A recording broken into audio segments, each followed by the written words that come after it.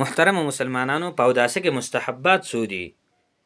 یعنی د اودس فرض تا زده کړه، سنت دې زده کړه، اوس پکې مستحب څو دي؟ نو یاد ساتئ په اودس کې 5 مستحب دي. د ښي طرف نه اودس شروع کول مستحب دي، خو بعض علماو دا په سنتو کې شمیرلی دي.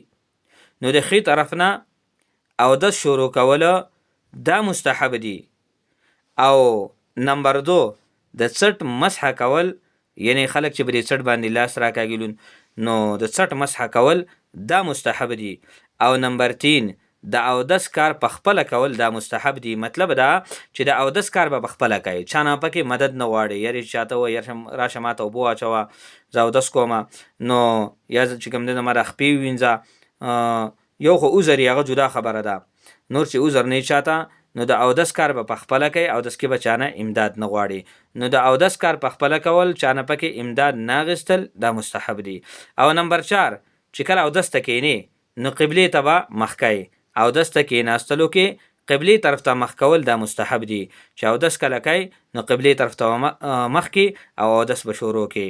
او نمبر 5 په پاک او اوچت ځای باندې کیناستل دا مستحب دي.